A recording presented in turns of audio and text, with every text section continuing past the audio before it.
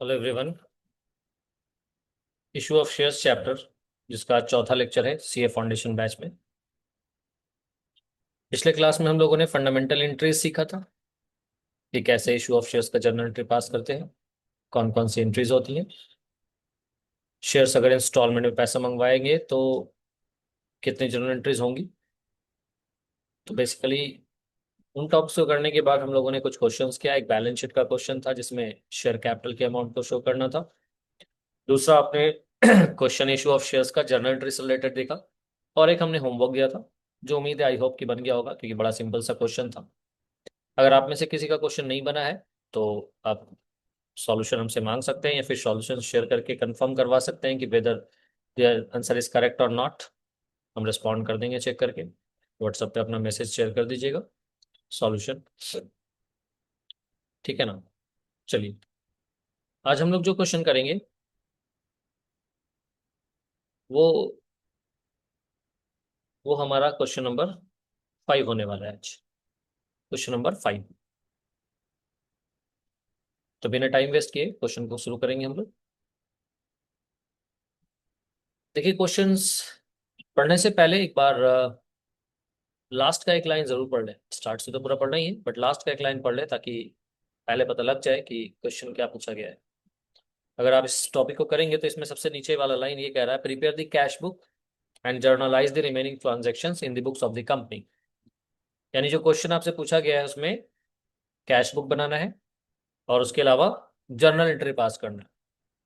That is this is what is the question is this is actually the question. इस question में journal entry और cash book आपको cover up करना है, और ये बात हमें पता होना चाहिए। आप भी पढ़ चुके हैं, क्लास 11th में भी 12th में भी इस टॉपिक में बताया गया होगा कि जब जर्नल और कैश बुक दोनों बनाने के लिए बोला जाए तो इश्यू ऑफ शेयर्स में जो भी बैंक का ट्रांजैक्शन है वो सब का सब कैश बुक में चला जाएगा। बाकी जो भी रिमेनिंग ट्रांजैक्शंस बचते हैं वो सारे के सारे इनको जर्नल में शो करने हैं। तो बस इस छोटे से पॉइंट को ध्यान में रखना है। That is all the transactions related to bank, उसको हमको कहाँ शो करना है? कैश बुक पे, करेक्ट। और उसके अलावा बाकी जो रिमेनिंग ट्रांजेक्शन है वो सब कहाँ जाएंगे? तो वो सीधे जाएंगे जर्नल प्रॉपर। चलिए क्वेश्चन को देखिए क्या कह रहा है क्वेश्चन। द डीमार्ट लिमिटेड ने इशू करा है 60,000 equity shares. 60,000 issue shares issue करा। 80,000 प्रीफरेंस शेयर्स इशू करा है।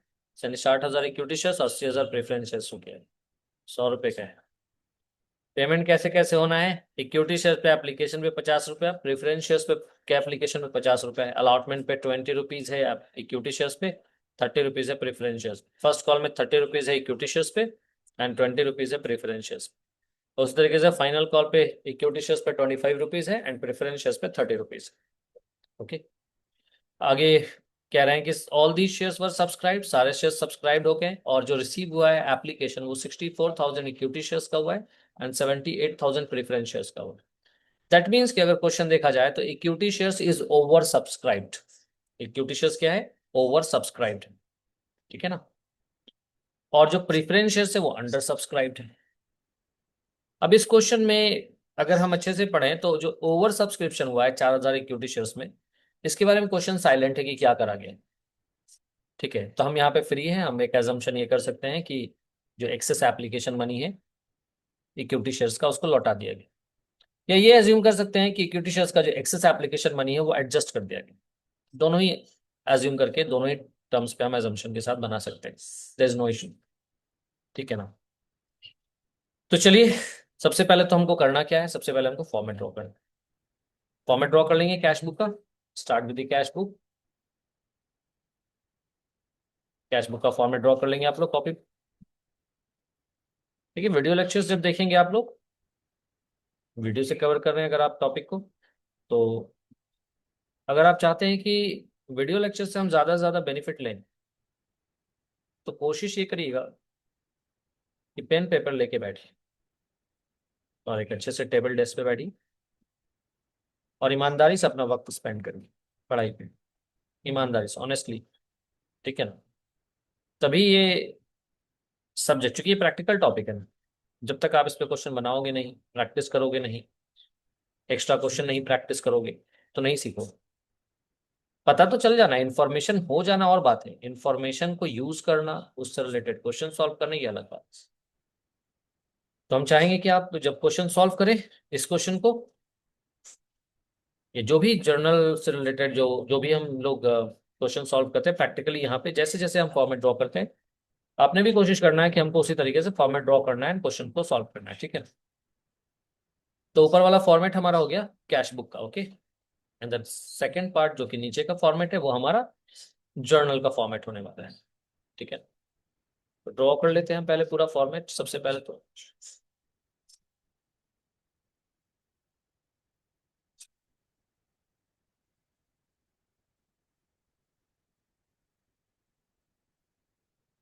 अगर स्टडी मटेरियल यही वाला आपके पास पहुंचा होगा तो उसमें स्पेस दिया हुआ होगा, अगर कभी कोई स्पेस कम पड़ जाए तो एक्स्ट्रा पेज लेकर के उसमें अटैच कर दीजिएगा।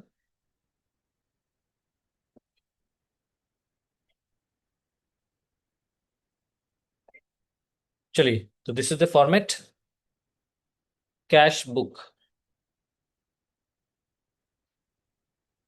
Date, particulars, LF। याद रखिएगा कैश बुक में भी LF लिखते हैं, JF नहीं लिखते हैं, क्योंकि cash book journal cum ledger, ठीक है ना। अमाउंट, फिर date, particulars, LF and amount, debit, credit. Cash book का कौन सा कॉलम है ये, दिस इज बैंक कॉलम, ठीक है ना। एंड नीचे यहाँ पे मेंशन कर देंगे journal, date, particulars, LF, debit, credit,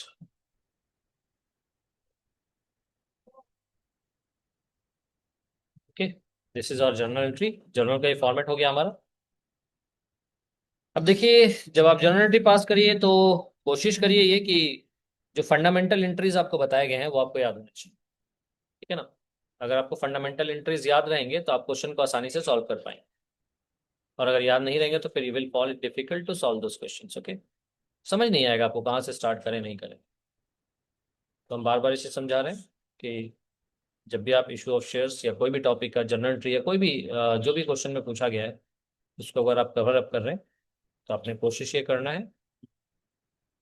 कि सॉल्व करने हैं क्वेश्चन। फंडामेंटल जो भी बताया गया वो आपके माइंड में होना चाहिए, फंडामेंटल का माइंड में होना जरूरी है, अदरवाइज माइंड वर्क ही नहीं करेगा, क्वेश्चन क्या पूछ रहा है, कहाँ शुरू करे नहीं करे, वगैरह वगैरह। बहरहाल स्टार्ट करिए। सबसे पहला ट्रांजेक्शन जो होता है वो है एप्लीकेशन मनी रिसिप्ट का, और एप्लीकेशन मनी रिसिप्ट में बैंक अकाउंट आता है, दैट मीन्स कि ये ट्रांजेक्शन हमें जर्नल में नहीं लिखना, हमें कैश बुक में लिखना है। तो सबसे पहले जो कैश बुक में डेबिट साइड में जो एंट्री होगा, क्योंकि एप्लीकेशन का डेट नहीं दिया हुआ है तो डेट हमारा क्वेश्चन मार्क रहेगा, डेट में क्वेश्चन मार्क बोथ साइड।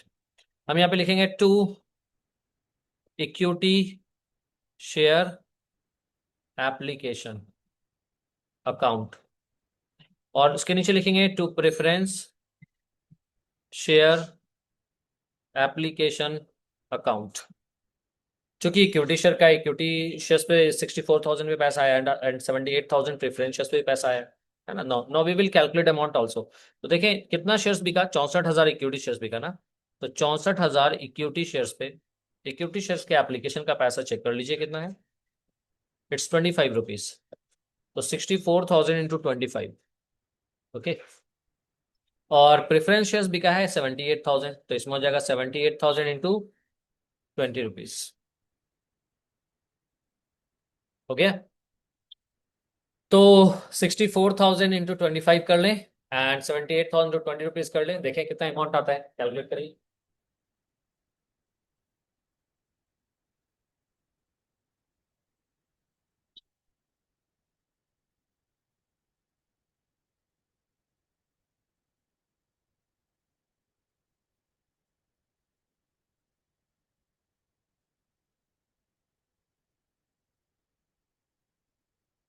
सो जो अमाउंट कैलकुलेट होकर के आया, आप उस अमाउंट को कैलकुलेट कर लीजिए। तो आप देखेंगे कि 64,000 को जब आपने 25 से गुना करा तो ये अमाउंट आ गया 16 lakh rupees, this is 16 lakh rupees. And जब आपने 78,000 को 20 से गुना करा तो अमाउंट आ गया 15 लाख 60,000 रुपीज। ओके, अब देखें एप्लीकेशन का पैसा ट्रांसफर होगा कैपिटल में, वो इक्विटी शेयर्स पे भी होगा, प्रेफरेंस शेयर्स पे भी होगा। तो जब अमाउंट ट्रांसफर का एंट्री जो आपको पता है क्या होगा, अमाउंट जब ट्रांसफर करते हैं तो इंस्टॉलमेंट को डेबिट करते हैं और कैपिटल को क्रेडिट करते हैं, राइट। और जब भी पैसा रिसीव होता है तो बैंक अकाउंट हमारा होता है डेबिट, बैंक अकाउंट हमारा क्या होता है, डेबिट। तो बहरहाल इसमें तो कैश बुक में एंट्री करना था, तो कैश बुक का जो रूल है वो ये कि डेबिट साइड रिसीट्स रिकॉर्ड होता है और क्रेडिट साइड क्या रिकॉर्ड होता है, पेमेंट्स। हालांकि लिखना नहीं है आपको, हमने समझाने के लिए लिख दिया है ताकि आपको रिकॉल हो जाए कि डेबिट साइड में रिसीट्स और क्रेडिट साइड में पेमेंट्स को रिकॉर्ड करते हैं। तो 64,025 करके 16 लाख रुपीज आ जाएगा। एंड 78,000 रुपीज को जब आप 20 से मल्टीप्लाई करेंगे 78,000 शेयर्स को, तो इट विल बी 15,60,000 रुपीज। अब इन अमाउंट को हम कैपिटल में डाल दें, तो यहाँ पर भी हमें एक्चुअली में तो डेट पता नहीं है, तो डेट में क्वेश्चन मार्क रखेंगे। अब हम यहाँ पे लिखेंगे equity share application account debit और preference shares application account debit. फिर लिखेंगे टू, इक्विटी शेयर का एप्लीकेशन का पैसा इक्विटी शेयर कैपिटल में जाएगा एंड प्रेफरेंस शेयर्स एप्लीकेशन का पैसा प्रेफरेंस शेयर कैपिटल में जाएगा। अब सवाल ये है कि जो एक्स्ट्रा एप्लीकेशन आया इक्विटी शेयर्स पे उसका क्या करें, 4,000 का जो एक्स्ट्रा एप्लीकेशन आया, तो हम मान के चल रहे हैं ये एज्यूम करके कि excess application is rejected, excess application is rejected and amount returned। यानी एक्स्ट्रा जो एप्लीकेशन था वो रिजेक्ट कर दिया गया और पैसा लौटा दिया गया। अब देखो जब तुमने शेयर्स एप्लीकेशन का पैसा रिसीव करा तो एंट्री हुआ है bank to share application, right. तो जब एप्लीकेशन का पैसा लौटाओगे तो एंट्री क्या होना चाहिए, इसका उल्टा होना चाहिए, है ना। पैसा आया तो बैंक बढ़ा, एप्लीकेशन का पैसा तो एप्लीकेशन क्रेडिट करा आपने, तो जब पैसा लौटाओगे तो एंट्री क्या होगा, एप्लीकेशन डेबिट होना चाहिए और बैंक क्रेडिट होना चाहिए। तो एप्लीकेशन इक्विटी शेयर तो ऑलरेडी डेबिट है ही है, तो आपने सिर्फ यहाँ पे बैंक को क्रेडिट कर देना है। अब थोड़ा सा यहाँ पे अमाउंट कैसे कैसे ट्रांसफर करेगा उसको ध्यान देना है। तो पहले देख लीजिए एप्लीकेशन का आपके पास 16 लाख आया हुआ है इक्विटी पे और 15,60,000 आया है प्रेफरेंस पे। तो यहाँ पे दोनों अमाउंट लिख लीजिए, 16 लाख इक्विटी शेयर्स पे और 15,60,000 प्रेफरेंस शेयर्स पे, ठीक है ना। अब देखो कैपिटल में कितना जाएगा इक्विटी शेयर्स में, तो 60,000 इंटू 25, 60,000 शेयर ही था ना इक्विटी का इशू हुआ, तो 60,000 इंटू 25 करोगे तो ये आ जाएगा 15 लाख होगा।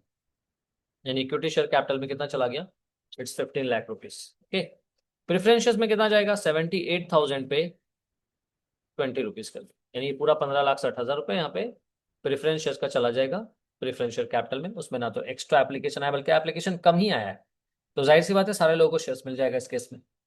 अच्छा बैंक में कितना जाएगा, तो जो 4,000 का एक्स्ट्रा इक्विटी शेयर्स का एप्लीकेशन का पैसा है ना उस पर 25-25 रुपया करके, यानी 4,000 इंटू 25 आप करोगे तो it would be 1 lakh rupees, तो वो अमाउंट रिफंड हो जाएगा क्योंकि जिनका रिजेक्ट हुआ है उनका पैसा रिफंड हो जाएगा, राइट। यहाँ पे हम स्टार लगा देना है, स्टार ऊपर में मेंशन है क्या है स्टार का मीनिंग, तो यहाँ पे लिख देंगे application money transferred to equity and preference share capital and excess application money is return, excess application money return भी कर दिया गया। तो इसमें वो बात मेंशन कर दी गई कि पैसे का क्या हुआ। अब इसके बाद तो आपको पता है कि अलॉटमेंट ड्यू होना है, राइट। तो अलॉटमेंट ड्यू का एंट्री तो इसी तरीके से बनेगा जैसा कि यहाँ पे ट्रांसफर वाला एंट्री। तो अलॉटमेंट ड्यू कर देते हैं पहले, तो इक्विटी शेयर अलॉटमेंट को ड्यू डेबिट करेंगे, equity share allotment account debit, preference share allotment account debit to equity share capital account to preference hello.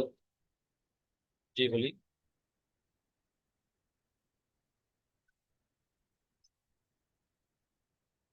अच्छा अच्छा। हाँ हाँ।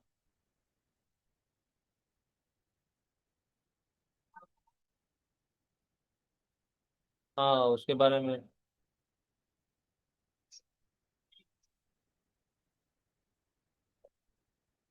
अच्छा, अभी हम ऑनलाइन क्लास में हैं थोड़ा सा। तो अगर आप 7 PM में कॉल कर लें इसी नंबर से। जी जी। अभी ऑनलाइन क्लास में। हाँ कुछ इश्यूज है वो हम डिस्कस कर लेंगे।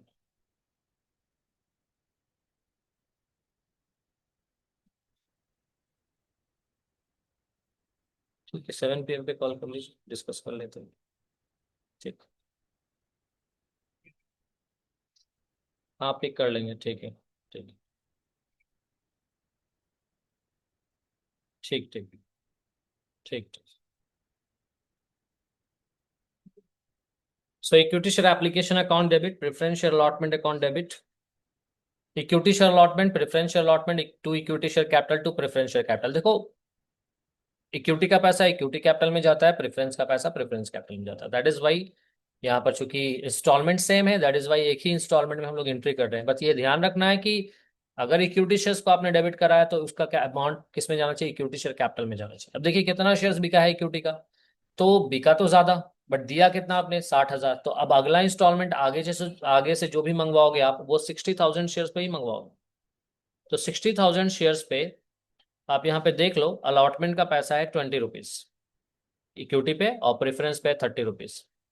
तो इक्विटी शेयर्स का 60,000 इंटू 20 हो गया आपका 12 लाख रुपए। और प्रेफरेंस शेयर्स का 78,000 शेयर्स पे 30 रुपीज का। तो 78,000 इंटू 30 प्रेफरेंस शेयर्स का अमाउंट कितना आ जाता है देख लेंगे।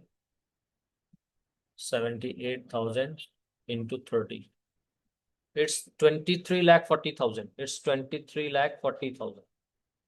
तो इक्विटी शेयर्स का पैसा इक्विटी शेयर कैपिटल में ले लेना और प्रेफरेंस शेयर्स अलॉटमेंट का पैसा प्रेफरेंस शेयर्स कैपिटल में ले लेना। ठीक है। नरेशन लिख देंगे। Allotment money allotment money is due on equity and preference shares. इसमें तुम शेयर्स का नंबर भी मेंशन कर सकते हो विद अमाउंट, तो थोड़ा सा नरेशन लंबा हो जाएगा। हालांकि स्टैंडर्ड तरीका वो सही है जहाँ पे आप नंबर ऑफ शेयर्स मेंशन करें और अमाउंट भी मेंशन करें, बट हम यहाँ पे शॉर्ट में नरेशन पे फोकस करेंगे। मेनली पहले एंट्री पे फोकस कर लें, फिर आप नरेशन को भी इसके तरह से एलाबोरेट कर पाओगे, एक्सप्लेन कर पाओगे, लिख पाओगे बल्कि अच्छे से। अगर इसको एलाबोरेट करना है तो लिख सकते हो तुम allotment money is due on 60,000 equity shares at the rate of 20 each and on 78,000 preference shares at the rate of 30 each. That's it. इसको एक्सटेंड कर लेंगे आप। अब देखिए यहाँ पे कोई डिफॉल्ट नहीं है, सारा पैसा यानी कि 12 लाख रुपए इक्विटी शेयर्स का एंड 23,40,000 रुपया। 23,40,000 रुपया।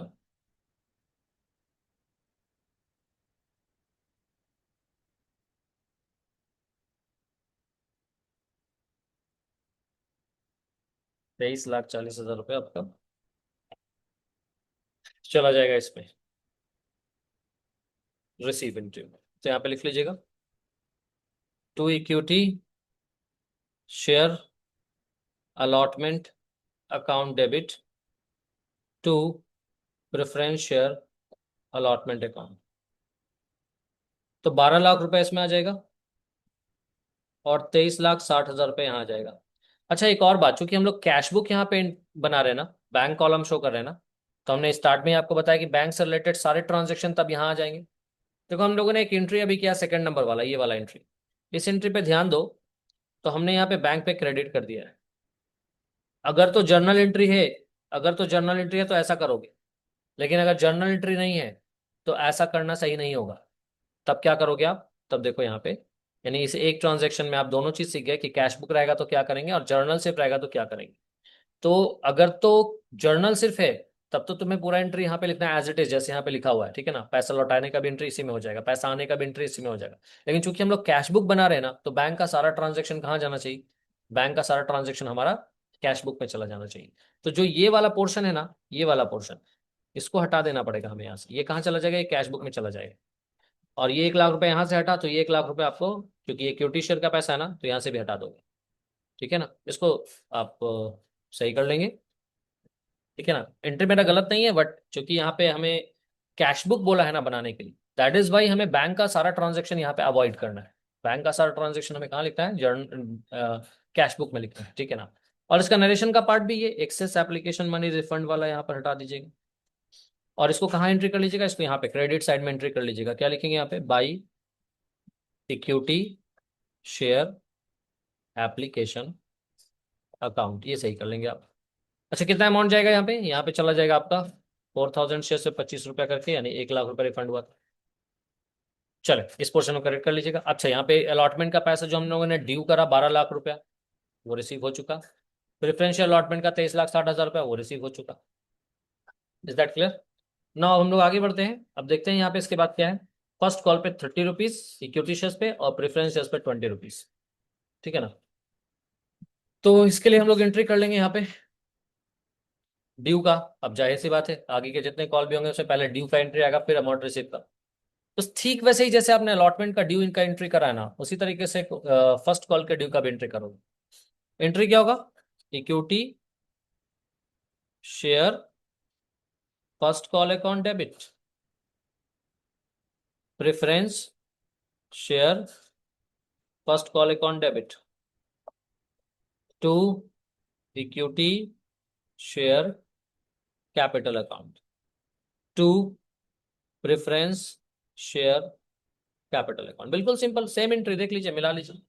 बस इंस्टॉलमेंट का नाम चेंज हुआ है, जहां वहां पे ऊपर वाले में अलॉटमेंट था, यहाँ पे फर्स्ट कॉल लिख दिया, बस बाकी सेम है। नाउ 60,000 शेयर्स पे अमाउंट चेंज हुआ है। कितना अमाउंट है फर्स्ट कॉल का, the amount of first call is 30 rupees, और प्रेफरेंस में 20 रुपीज, तो 30-20 है। तो 30 रुपीज इक्विटी शेयर्स में, और 78,000 चूंकि प्रेफरेंस शेयर्स बिका है, उस पर 20 रुपीज। तो 60,000 टू 30, ये आ जाएगा आपका 18 लाख रुपए। और 78,000 टू 20 यानी 15,60,000 rupees. 18 lakh equity share capital में, 15,60,000 प्रेफरेंस शेयर कैपिटल। हो गया। अब इसके बाद चूंकि अमाउंट रिसीव हो गया है, अब यहाँ पे नरेशन लिख दीजिएगा, first call due, first call due on equity and preference shares. और डिटेल लिखना है तो लिख देंगे, first call due on 60,000 equity shares at the rate of 30 each, and on 78,000 preference shares at the rate of 20 each. Detail narration हो जाएगा। अब देखिए यहाँ पे, इसके बाद देखिए फर्स्ट कॉल का पैसा पूरा रिसीव हुआ होगा, तो उसका भी क्वेश्चन मार्क, डेट नहीं मालूम हमें। To equity share first call account, to preference share first call account. ठीक है ना, and what would be the amount, amount क्या होगा, तो जो पैसा है, चूंकि कोई डिफॉल्ट नहीं है ना, तो जितना पैसा आपने मंगवाया सब आ गया, यानी 18 लाख इक्विटी पे और 15,60 प्रेफरेंस पे। 18 लाख इक्विटी शेयर्स और 15,60,000 प्रेफरेंस शेयर्स। अब ठीक इसी तरीके से फाइनल कॉल भी कर लीजिए, फाइनल कॉल का ड्यू का एंट्री कर लीजिए, equity share final call account debit, preference share final call account debit,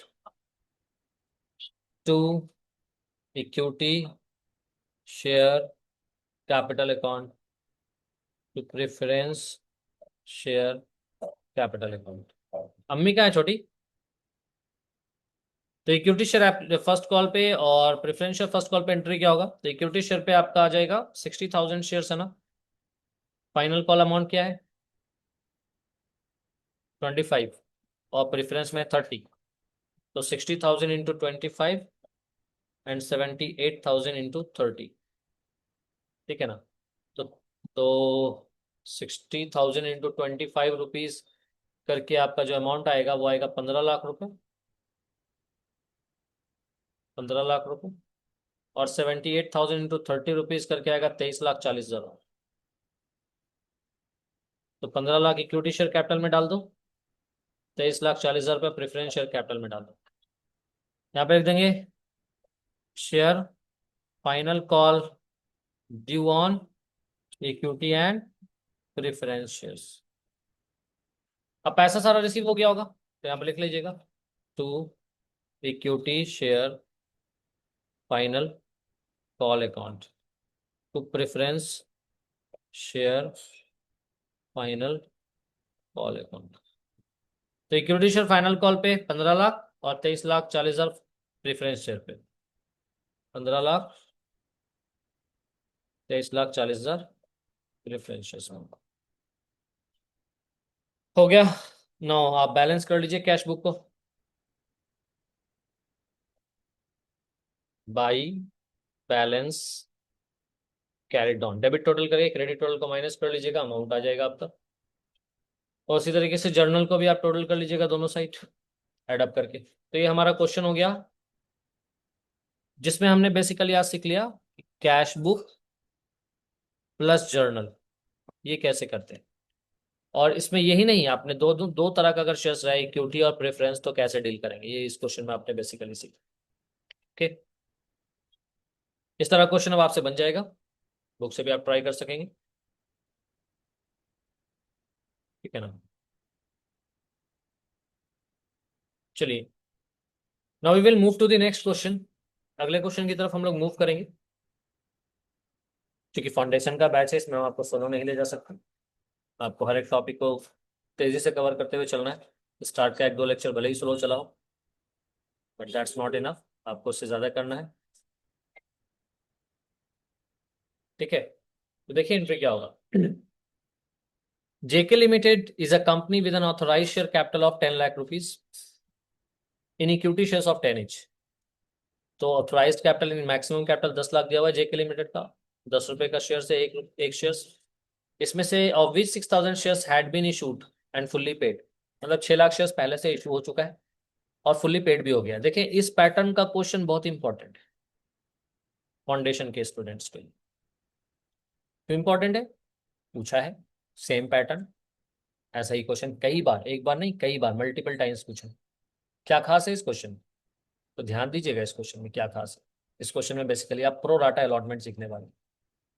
तो प्रो राटा अलॉटमेंट थोड़ा सा कॉम्प्लिकेटेड होता है। अब प्रो राटा अलॉटमेंट का क्या मतलब है, जैसे कि पिछले क्वेश्चन में आप देख लो, एक्स्ट्रा एप्लीकेशन आया था तो हमने क्या करा, पैसा लौटा दिया ना। क्या होता अगर इस पैसे को एडजस्ट कर लिया जाता, तो तभी हो सकता था जब आप प्रो राटा अलॉटमेंट करते, यानी जिनको 10 शेयर्स जिन्होंने मांगा उनको 6 शेयर्स, 7 शेयर्स, 5 शेयर्स इस तरीके से देते, तो एक्स्ट्रा जो उनका एप्लीकेशन था वो अगले इंस्टॉलमेंट में एडजस्ट होता। ये उसी टाइप का क्वेश्चन आने वाला, ठीक है ना। So be alert, learn this question with full determination. ऐसा क्वेश्चन सिर्फ बनाना नहीं है, मल्टीपल टाइम्स प्रैक्टिस करने हैं आपको इस पैटर्न के क्वेश्चन को, सो दैट कि ये क्वेश्चन आपसे सिर्फ बने नहीं, कम टाइम में बने, लिमिटेड टाइम में बने। देखिए फाउंडेशन में क्वेश्चन बना लेना सफिशिएंट नहीं है, क्वेश्चन तो बन जाएगा। अब एक ही क्वेश्चन जो आपसे एक्सपेक्टेड है 20 मिनट्स में बनने का, अब आप उसको 40 मिनट में बना रहे हो, so that is not the level of a CA foundation student. So उनको 20 मिनट्स के क्वेश्चन को 20 मिनट्स, 21 मिनट्स के अंदर सॉल्व कर लो। तो ये टाइम मैनेजमेंट बड़ा इंपॉर्टेंट है, ये भी सीखते चलिएगा। तो ये तभी आएगा जब आप प्रैक्टिस करेंगे, ठीक है। स्पेशली अगर आप ऑनलाइन क्लासेस कर रहे हैं तो make sure you practice sufficient number of questions, ठीक है ना। आपको, अगर आपने ऑलरेडी बैच परचेज कर रखा है तो उसमें आपको इंस्टीट्यूशन की तरफ से पीडीएफ के फॉर्मेट में एक स्टडी मटेरियल मिल गया होगा इस चैप्टर का, जहाँ पे आपको एंड में एडिशनल क्वेश्चंस भी होंगे जो सीए फाउंडेशन बैच में पूछे गए हैं, सीए फाउंडेशन के एग्जाम में पूछे गए हैं बेसिकली। तो बहरहाल इस पैटर्न का क्वेश्चन आया है, ध्यान रखेंगे आप लोग, इसलिए इसको अच्छे से सीखेंगे।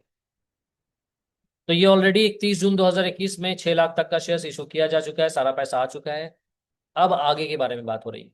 Company propose to make a further issue of 1 lakh share. अब देखो, अब कंपनी ने फिर सोचा है कि 1 लाख शेयर और इशू करें, मतलब 6 लाख जो इशू हो गया, उसके बारे में नहीं करा कि अभी एंट्री करना है, वो हो चुका है ऑलरेडी, 30 जून 2021 तक है। कंपनी ने अब सोचा है कि 1 लाख शेयर और इशू करे, और शेयर्स है कितने का, 10 रुपीज का। दाम क्या रखा है, 14 रुपीज, यानी कि प्रीमियम वाला केस है। Shares issued at a premium, और हम जानते हैं कि शेयर्स एट पर और एट अ प्रीमियम इशू होता है। पेमेंट का अरेंजमेंट कैसे करा गया, तो 2 रुपीज पर शेयर एप्लीकेशन पे है, जो 1 जुलाई 2021 तक रिसीव होगा। अलॉटमेंट कब किया गया है, 10 जुलाई 2021 तक। एंड फर्दर रुपीज 5 पर share to be payable. Allotment 10 जुलाई 2021 को किया गया, ठीक है। और उस अलॉटमेंट में 5 रुपये पैसा पे होना है, प्रीमियम लेकर के, including premium. Final call for the balance to be made, ठीक है, फाइनल कॉल जो उन शेयर्स पे बैलेंस अमाउंट पे है वो आपका 30 अप्रैल 2022 तक। तो बहरहाल सारे इंस्टॉलमेंट का डेट मालूम है, एप्लीकेशन का डेट को अंडरलाइन कर लीजिएगा, रिसीविंग डेट। अलॉटमेंट का डेट 10 जुलाई 2021 है, ठीक है ना। The final call of the balance to be made, वो फाइनल कॉल कब करा गया है? 30 अप्रैल 2022 तक किया गया। अब यहाँ पे ध्यान दीजिएगा कि एप्लीकेशन जो रिसीव हुआ है वो 3,55,000 शेयर्स का रिसीव हुआ है। और जो यहाँ पे डील किया गया है, कैसे किया गया है? Application were receive for 5,000 shares, 5,000 shares का एप्लीकेशन आया, उनको अलॉटमेंट इन फुल, पूरा अलॉटमेंट दिया गया, यानी 5,000 शेयर्स, 5,000 शेयर्स आया, 5,000 शेयर्स मांगा उसने, 5,000 दिया गया। एप्लीकेंट्स जिसने 30,000 शेयर्स मांगा है, an allotment of 1 share for every 2 shares applied for, तो हर 2 शेयर्स के बदले उसको 1 शेयर दिया गया। एंड आगे कह रहा है no money was return to these applicants, इनके पैसे नहीं लौटाएंगे, एक्स्ट्रा जो पैसे है ना नहीं लौटाएंगे। Surplus on application being used to reduce the amount due on allotment, पैसा कहाँ यूज किया गया? Allotment. Applications for 3,20,000 received shares received on allotment of 1 share for every 4 shares applied। और जो 3,20,000 शेयर्स जो और बच गए उसका अलॉटमेंट कैसे किया गया? तो 1:4, यानी 4 शेयर्स उसने मांगा है तो 1 शेयर दिया गया। यहाँ पे 1:2 का रेशियो है सेकंड वाले केस, और यहाँ पे 1:4 का रेशियो। तो फाइनल कॉल का जो अमाउंट है वो ड्यू डेट पे रिसीव हो गया। You are required to record this transaction on the journal of, in the journal of JK limited, तो जेके लिमिटेड के बुक में जर्नल एंट्री पास करना है, ठीक है। तो फॉर्मेट ड्रॉ कर लीजिएगा, जर्नल, जर्नल एंट्री का फॉर्मेट ड्रॉ कर लीजिएगा आप लोग।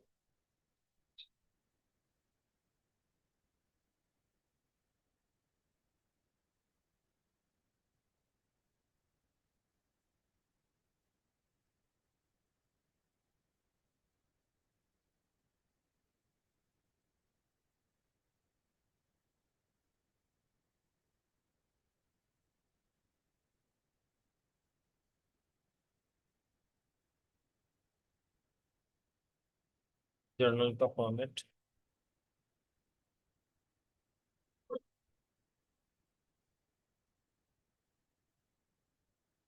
जर्नल,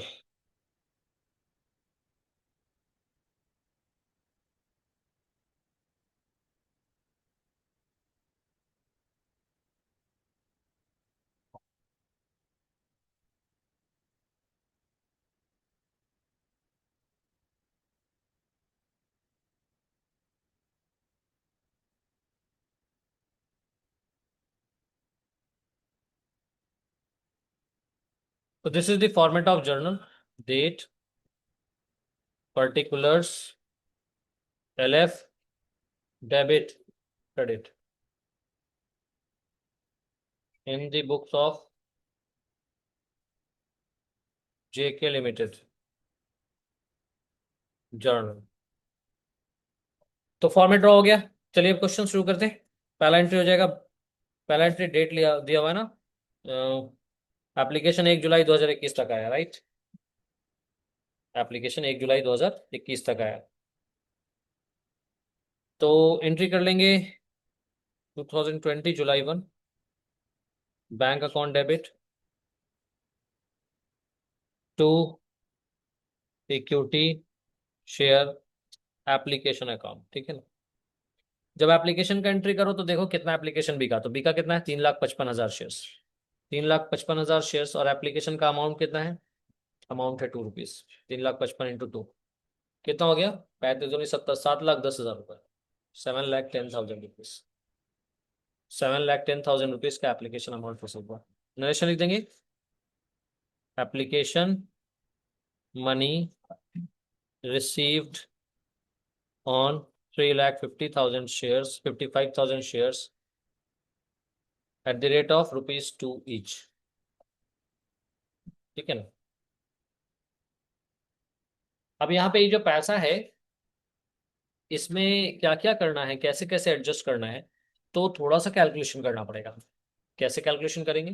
तो यहाँ पे तो सेकंड वाले केस में पैसा पूरा एडजस्ट हो रहा है, इनका पैसा यानी थर्ड वाला जो एप्लीकेंट्स है 3,20,000 शेयर जिन्होंने मांगा था उनको 1 फॉर एवरी 4 शेयर दिया गया, और मनी ड्यू ऑन अलॉटमेंट जो है उनका, यानी अलॉटमेंट का जो पैसा उनको काट करके बाकी जो एक्स्ट्रा आया ना वो रिटर्न कर दिया गया। ठीक है ना। तो हमें ये देखना पड़ेगा कि जो 30,000 शेयर है उसका कितना पैसा अलॉटमेंट में एडजस्ट हुआ, जो 3,20,000 शेयर जिन्होंने मांगा उसका कितना पैसा अलॉटमेंट में एडजस्ट हुआ, और कितना पैसा आगे जाके रिटर्न किया जाए। तो बहरहाल इसका एंट्री क्या करना है, इसका एंट्री हमें इस डेट पे करेंगे, ट्रांसफर वाला एंट्री। तो लिखेंगे equity share application account debit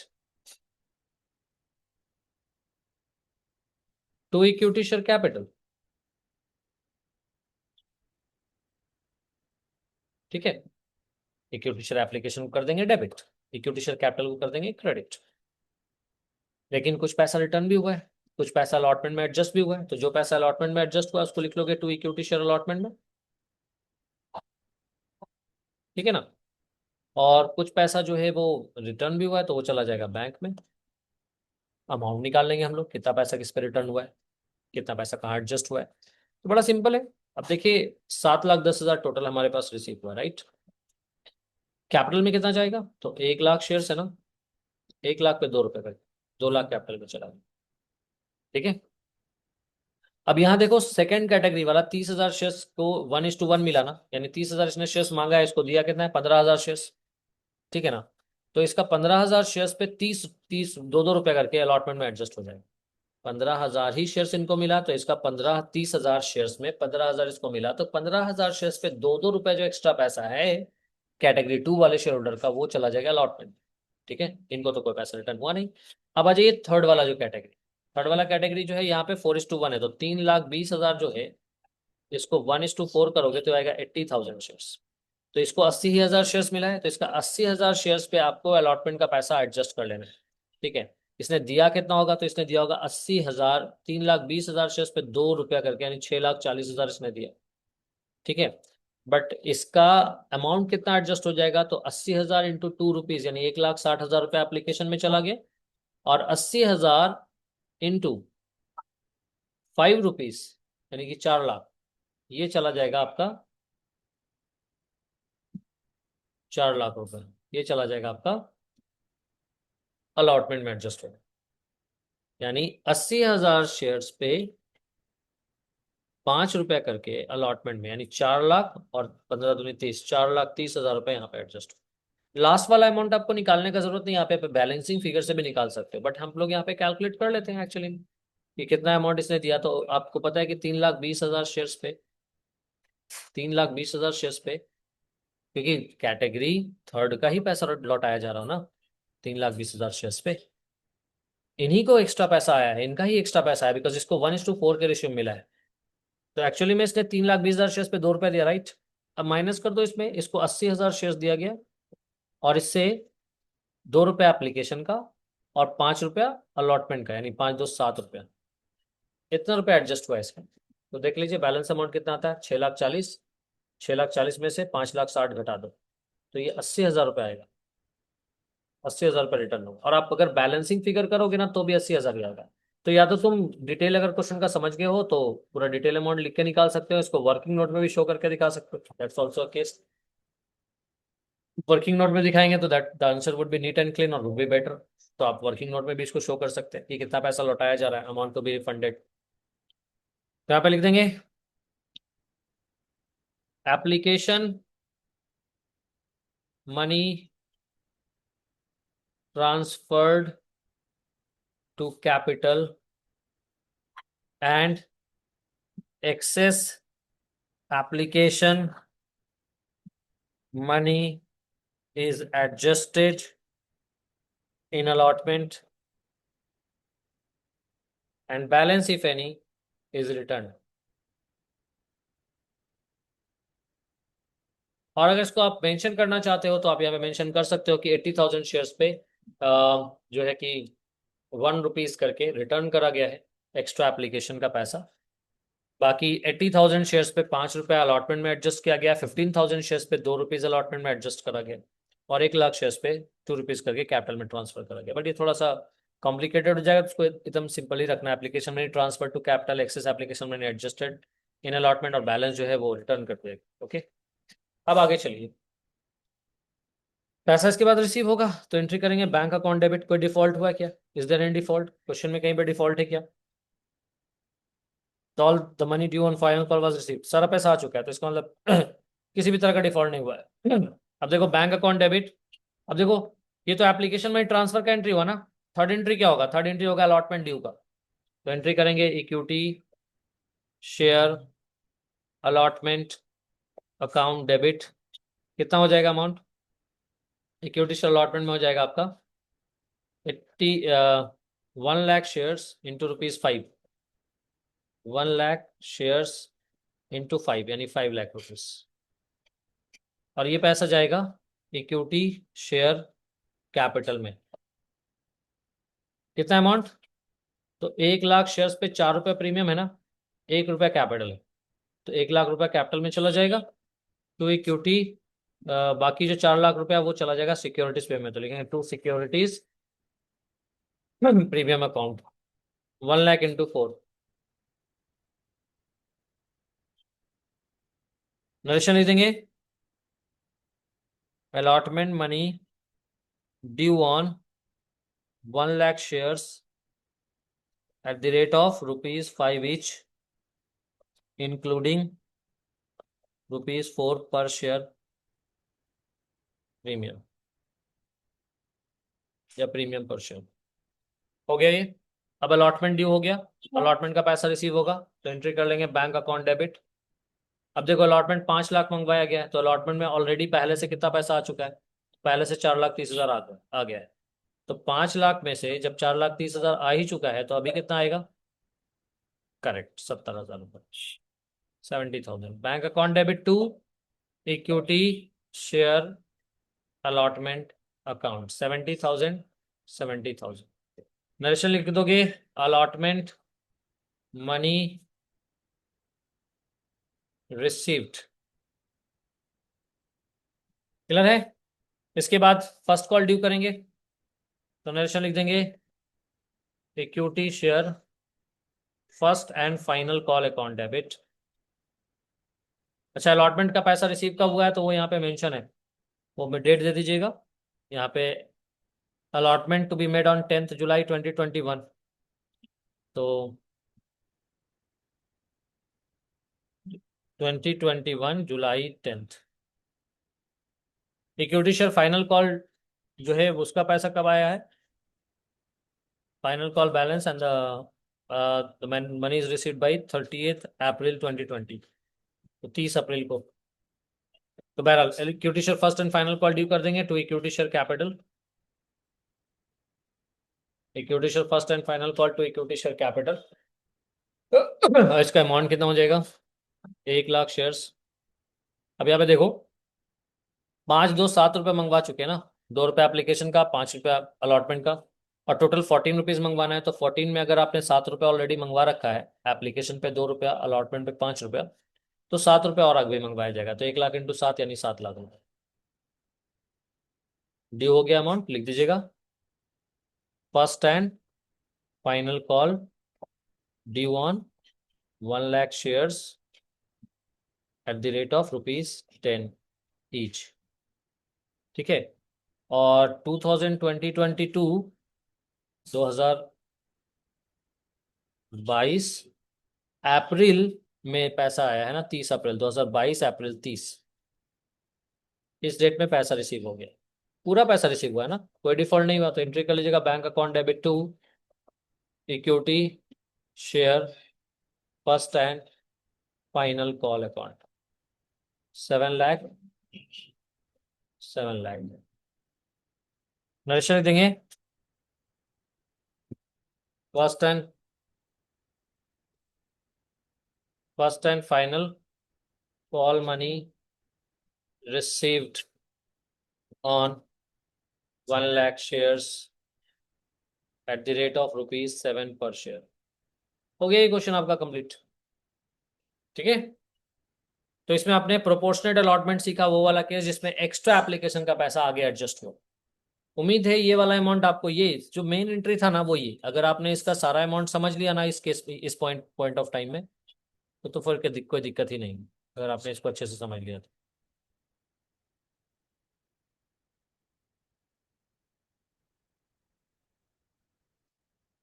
ठीक है ना।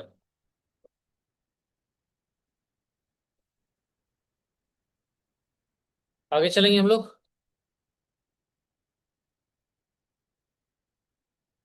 स्कैनर का जो क्वेश्चन आपको मॉड्यूल में मिला होगा उसको प्रैक्टिस कर लीजिएगा। इस क्वेश्चन को जरूर से एक बार सॉल्व कर लीजिएगा, एक बार और रिवीजन कर लीजिएगा, एक एक पॉइंट समझ लीजिएगा। कहीं पे कोई डाउट्स होगा तो डू मैसेज मी। जो पोर्शन है उसको अंडरलाइन करते हुए कॉपी पे कि ये वाला पोर्शन नहीं समझ में आया। I will send the voice recording so that you understand. आज के लिए इतना ही।